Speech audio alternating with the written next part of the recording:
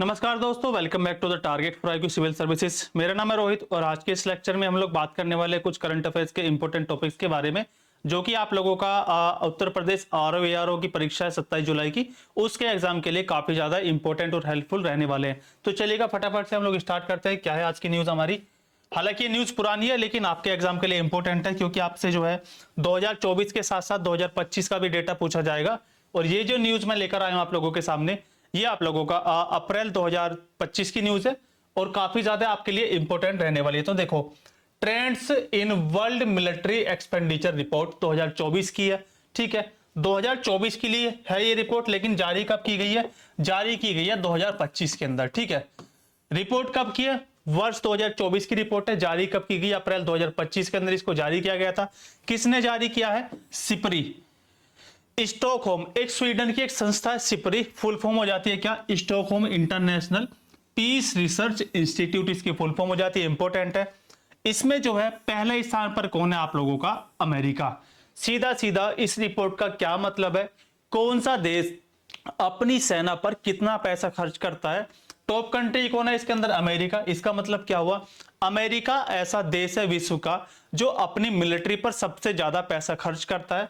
ठीक है, पहले नंबर पर है। दूसरे नंबर पे कौन अपनी मिलिट्री पे पैसा खर्च करता है? ठीक है, कौन आर्मी पे पैसा खर्च करता है? सैन्य खर्चे किसके ज्यादा है? चाइना के। तीसरे स्थान पर रशिया, 4 नंबर जर्मनी, और भारत का जो स्थान है वो है हमारा 5वां। और ये राशि भी आप लोगों से पूछी जा सकती है, क्योंकि देखो जो आरओ का पेपर होता है वो आप लोगों का यूपी पीसीएस से कहीं ना कहीं टफ लेवल का आता है। ठीक है, यूपी पीसीएस से कहीं ना कहीं टफ लेवल का आता है आरओ का पेपर। तो आप लोगों को सारी चीजें एक साथ याद करके चलनी पड़ेगी।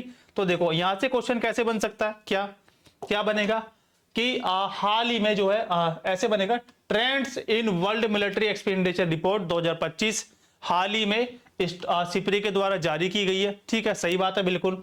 अमेरिका को इसमें जो है पहला स्थान दिया गया, बिल्कुल ठीक बात है। उसके साथ साथ भारत की रैंक इसमें 4 नंबर है। ठीक है, भारत की कौन सी रैंक है? 4th रैंक है। ये स्टेटमेंट गलत हो जाएगा। ठीक है, अगला क्या बनेगा? भारत का जो सैन्य खर्चा 2024 का वो कितना हो जाएगा? ये डेटा आप लोगों को गलत दे दिया जाएगा कि इतना खर्च है। तो ये डेटा भी कितने बिलियन डॉलर इंडिया ने खर्च किया अपनी आर्मी पर, और इंडिया की पोजीशन जो 5वें नंबर की है वो भी आप लोगों को याद रखनी पड़ेगी। साथ के साथ पाकिस्तान की रैंक भी आप लोग याद रखोगे। 29वें स्थान पर है पाकिस्तान। देख लो कितना ज्यादा फर्क है, बताओ।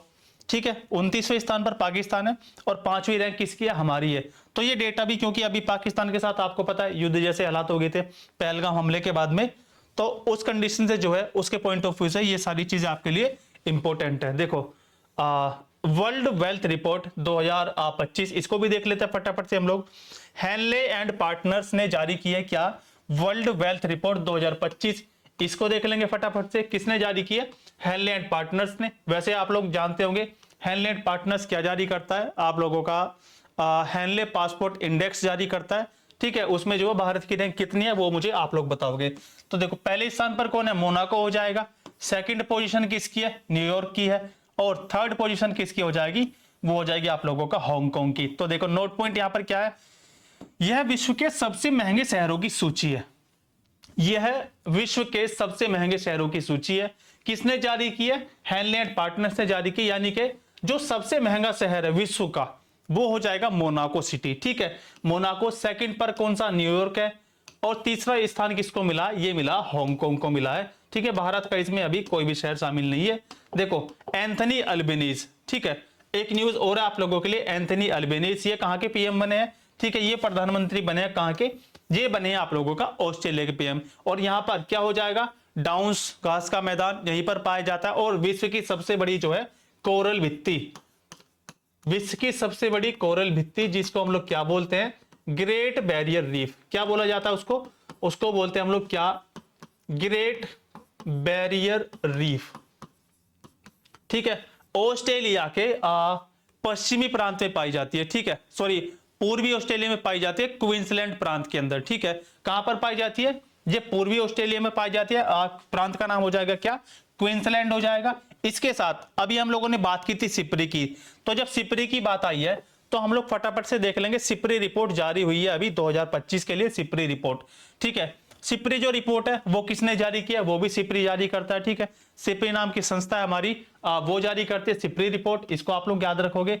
ये रिपोर्ट क्या है, ये रिपोर्ट अंतरराष्ट्रीय सुरक्षा, ठीक है, अंतरराष्ट्रीय सुरक्षा, सशस्त्रीकरण, निशस्त्रीकरण और वैश्विक स्तर से संबंधित प्रमुख घटनाओं का विश्लेषण प्रस्तुत करती है। ये आप लोगों को याद रखना है। मुख्य रूप से क्या होगा, किस पर आधारित है, वैश्विक परमाणु हथियारों की स्थिति, किस देश के पास में कितने परमाणु हथियार है उसकी जानकारी देती है ये रिपोर्ट। दूसरा सैन्य खर्च, जिसकी हम लोगों ने अभी बात की, सैन्य खर्च की, उसके बारे में जानकारी देगी, कौन देश किस अपनी मिलिट्री पे कितना पैसा खर्च करता है। हथियारों का व्यापार, इसका मतलब क्या है, कौन सा देश विश्व में सबसे ज्यादा हथियार बेचता है, कौन सी कंट्री वर्ल्ड में जो है सबसे ज्यादा हथियार खरीदती है। तो ये 3 जानकारी इंपॉर्टेंट है जो सिप्री रिपोर्ट हमें देती है। चलेगा, अभी हम जो बात करने वाले हैं, सबसे पहले बात करेंगे हथियार व्यापार की, ठीक है। सबसे पहले बात करेंगे हम लोग परमाणु हथियारों की। तो ये जो रिपोर्ट जारी हुई है 2025 में, और ये जो डेटा आप लोगों के सामने है, ये डेटा आप लोगों का परमाणु हथियारों से संबंधित, ठीक है। विश्व में जो है अमेरिका पहले स्थान पर है, जिसके पास सबसे ज्यादा क्या है, परमाणु बम है। सबसे ज्यादा परमाणु बम किसके पास में है, अमेरिका के पास में, according to this report. Second position पर कौन है हमारा, वो हो जाएगा रशिया, हो जाएगा सेकंड पोजीशन।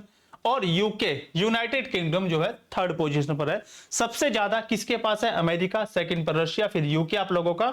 भारत की जो पोजीशन है, देखो भारत की पोजीशन है 6th, छठी रैंक भारत को इसमें प्राप्त हुई है सिप्री रिपोर्ट 2025 में। कितने भारत के पास है परमाणु बम, 180। 2024 में कितने थे, 172 थे, ठीक है जी। तो क्या बोलेगा आप लोगों से, हाल ही में जारी की गई सिप्री रिपोर्ट 2025 के अनुसार सबसे ज्यादा परमाणु बम अमेरिका के पास है। बिल्कुल सही बात है, पहले स्टेटमेंट डलेगा। दूसरा क्या हो जाएगा, भारत को इसमें छठी रैंक प्राप्त हुई है, 6th, छठा स्थान है भारत का, बिल्कुल ठीक बात है।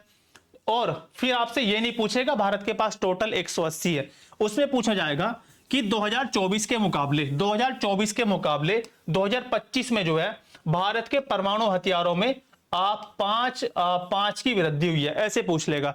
जबकि वृद्धि कितनी हुई है, कितना इंक्रीज हुआ है, +8 हुआ है, ठीक है।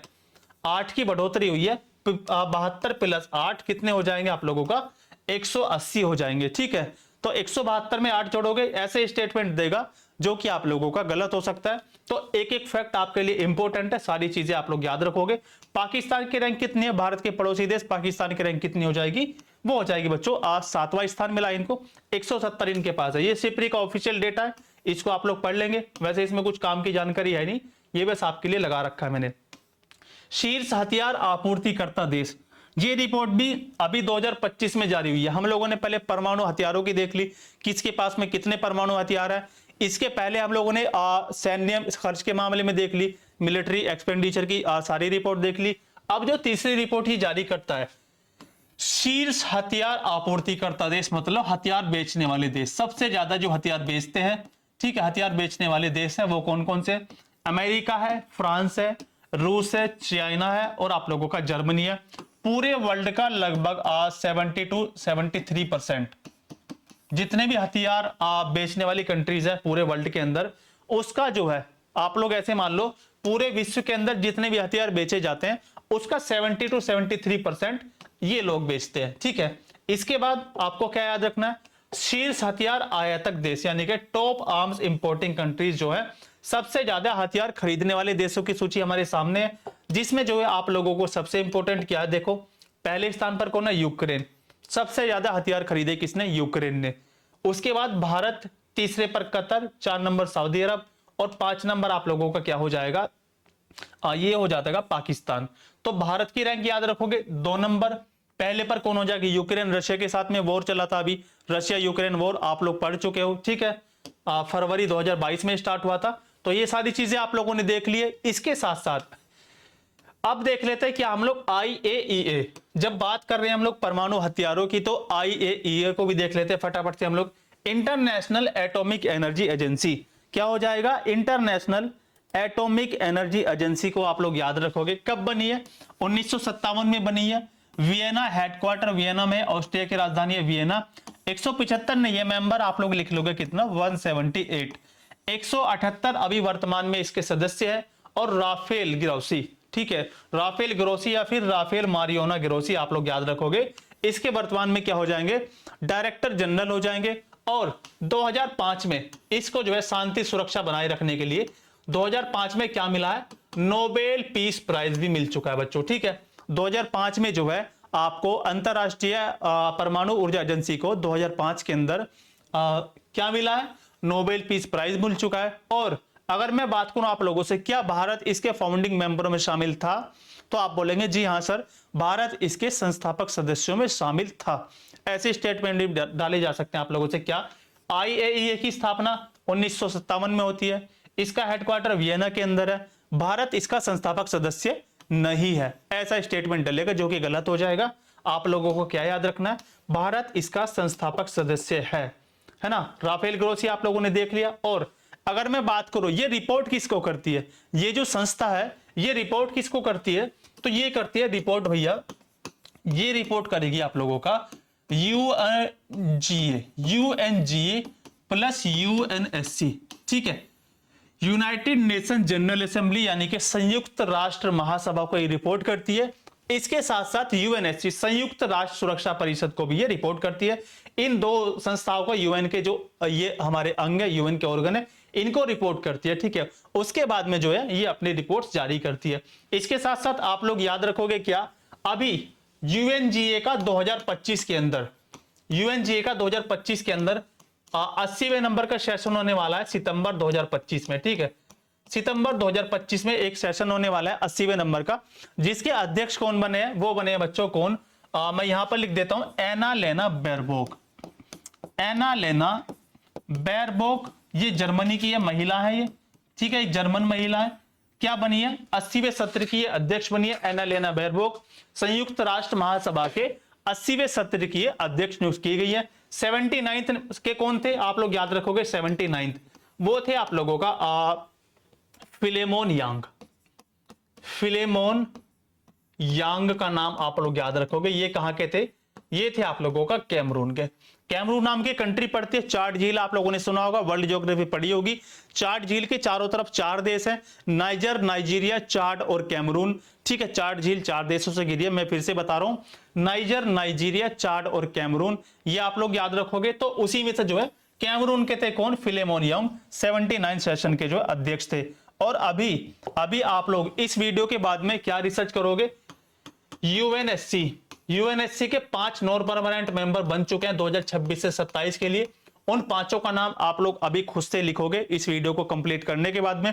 उसमें से आप लोगों का कोलंबिया है ना, और आप लोगों का 5 है कंट्रीज, आप लोग देख लेना, जिसमें कोलंबिया है आप लोगों का और कांगो रिपब्लिक है, बाकी 3 अदर आप लोग देख लेना, ठीक है। 2005 में मैंने बता दिया आप लोगों को नोबेल पीस प्राइज मिल चुका है, इसको याद रखोगे। इसके साथ साथ देखो भारत की तरफ से आप लोग याद रखोगे क्या, अगर इंटरनेशनल लेवल पर आप लोग पढ़ोगे तो आपको नेशनल लेवल पर भी चीजें पढ़नी पड़ेंगी।